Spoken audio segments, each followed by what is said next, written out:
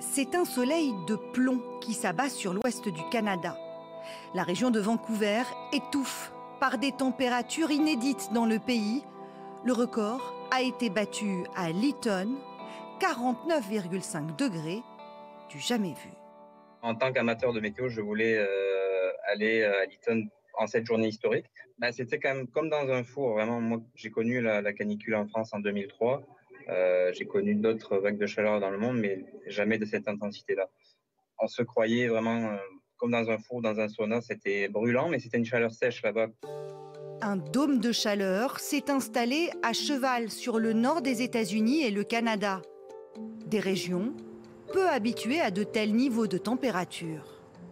Oh mince, la chaleur est dingue en ce moment. Le seul moyen de rester frais, c'est de manger beaucoup de glace. Fidèles à leur bonne humeur légendaire, les Canadiens préfèrent voir le cornet de glace à moitié plein. Mais la situation est pourtant tragique. Les décès se comptent par dizaines. Des morts subites dues à ce mercure en folie. Ici, les logements sont rarement équipés en climatiseurs. Les habitants se ruent sur les zones avec des jeux aquatiques. On n'a pas le choix là, il faut vraiment qu'on se rafraîchisse parce que à l'intérieur des appartements, des maisons, c'est insoutenable. Vous imaginez même pas comment on souffre.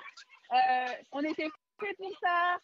Les ventilateurs, rupture de stock, les climatisations, c'est pareil. Donc on n'a pas le choix. J'ai 2 enfants, c'est très compliqué. Hier soir, on a enregistré 38 degrés dans la chambre de ma fille il y a 2 mois. Enfin, c'est vraiment très très difficile. Face à une telle situation, des campagnes de vaccination contre le Covid-19 ont été annulées et des écoles fermées. Nous avons mis en place des programmes municipaux pour protéger les personnes. Nous les invitons à se rendre dans les centres de refroidissement. Et nous appelons aussi chacun à s'assurer que les personnes qui nous sont chères ou que nous connaissons ne sont pas en détresse. La vague de chaleur multiplie les records de température, mais aussi de consommation d'énergie. De nombreux Canadiens et Américains ont été victimes de surchauffe de leur réseau électrique. Un phénomène caniculaire qui, selon les climatologues, est directement lié au réchauffement climatique, une situation qui a suscité des commentaires teintés d'ironie de la part du président américain sur les climato-sceptiques. Qui aurait pu croire qu'il ferait 47 degrés à Portland dans l'Oregon? 47 degrés.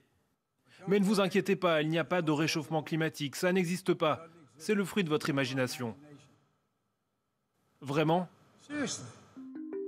Mais alors que le dôme de chaleur s'éloigne doucement, les autorités nord-américaines signalent un autre danger, celui de la foudre qui, dans un paysage desséché, représente désormais un fort risque d'incendie majeur.